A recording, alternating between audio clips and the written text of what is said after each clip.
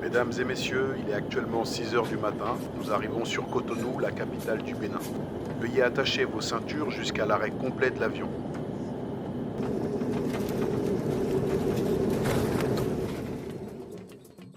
Le Bénin. Autrefois royaume le plus puissant d'Afrique occidentale, le Bénin tente aujourd'hui de sauvegarder son riche patrimoine culturel. C'est dans le village d'Ayéré, à plusieurs kilomètres de Cotonou, que je pars à la rencontre de personnes scarifiées.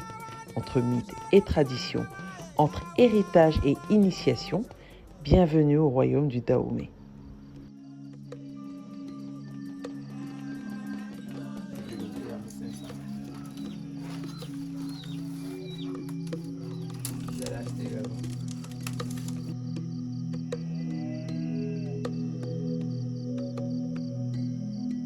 Déjà commencer par les remercier de m'accueillir. Effectivement, je viens de loin, mais c'est une fille qui vient les voir, c'est une sœur, c'est une Africaine avant tout, et c'est quelqu'un qui a vraiment envie de se rappeler de son histoire, en tout cas de connaître son histoire, de connaître la base des choses. Et pour ça, justement, il faut aller à la recherche des informations, donc c'est ce qui m'a fait venir aujourd'hui ici. Et vraiment, je tiens à les remercier d'avoir pris le temps de tous s'asseoir, de nous accueillir.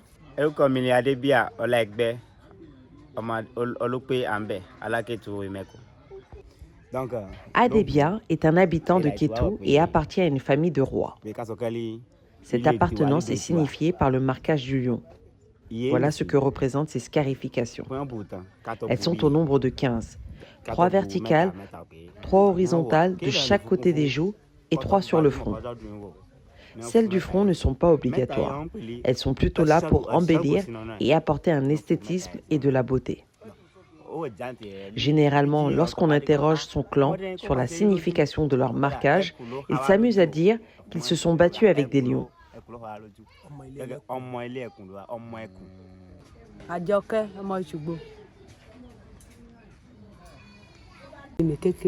Enfant, après le décès de sa mère, Ashoké était très souvent prise de grosses fièvres. Sa mère adoptive, ne comprenant pas la cause de ces maux, est retournée voir les proches afin de leur expliquer la situation. C'est ainsi qu'ils ont décidé de consulter un Fa. Après avoir consulté l'enfant, le Fa a décrété qu'il lui serait fait les mêmes cicatrices qu'à sa grand-mère paternelle en guise de protection. La même chose s'est produite lorsqu'elle est née. Elle a fait des crises et a plusieurs fois failli perdre la vie.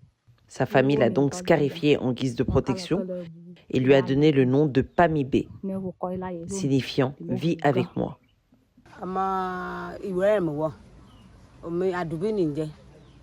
La principale raison pour laquelle les individus sont scarifiés est qu'elle permet de renseigner une appartenance.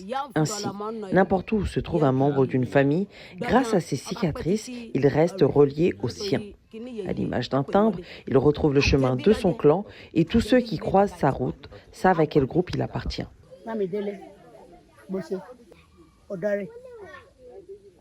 Pour la cicatrisation, après le rituel, les 9 premiers jours sont particulièrement pénibles.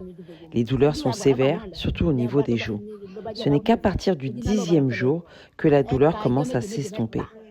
Par contre, lorsqu'il s'agit du ventre, la cicatrisation est beaucoup plus longue. Il faut compter 21 jours, car cette zone est plus fragile. Maintenant, savoir quel regard eux portent sur ça en 2022, est-ce que c'est vraiment une tradition qui doit perdurer, que eux vont continuer à pratiquer au niveau de leurs enfants et qu'ils aimeraient voir leurs enfants pratiquer, ou c'est quelque chose qui, au fur et à mesure, est amené à disparaître? La plupart des personnes interrogées souhaitent mettre fin à la pratique de la scarification, car elle empêche le développement et l'émancipation des enfants. Les difficultés d'intégration sont nombreuses, qu'il s'agisse d'aller à l'école ou de voyager. Cette femme a déclaré vouloir mettre fin à cette pratique, tout en indiquant que des marques légères pourraient être considérées comme acceptables en cas de crise répétée.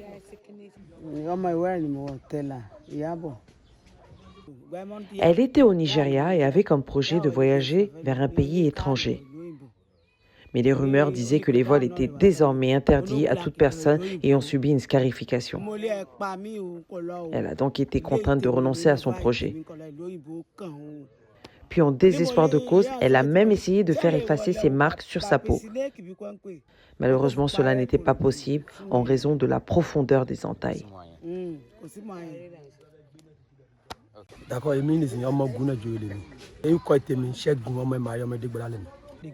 La raison des scarifications de Shegun est avant tout liée à de la survie.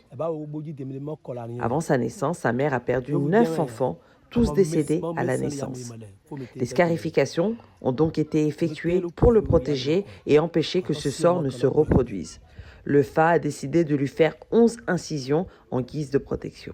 C'est toute une histoire, mais c'est bien qu'on apprenne quand même ce genre d'histoire parce que pour nous qui avons grandi dans le pays, on a voyagé. Si on voit nos soeurs, nos mamans, nos frères, on ne sait même pas qu'elles ont quelque chose à partir de ces cicatrices qui représentent une histoire. Et c'est cette histoire que nous on est venus chercher ici aujourd'hui. Je pense que l'accueil a été chaleureux, on a appris beaucoup de choses.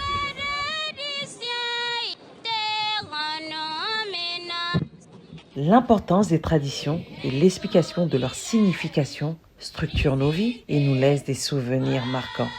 Je garde en mémoire cette journée de partage et d'échange avec chacun, tout en émettant le souhait sincère qu'un équilibre entre modernité et tradition se forgera avec le temps et que chacun y trouvera sa place. Je remercie le roi Kami Adegbola Elichi, 20e roi de la ville de Pobé, d'avoir accepté cette rencontre avec les habitants du village d'Ayéré.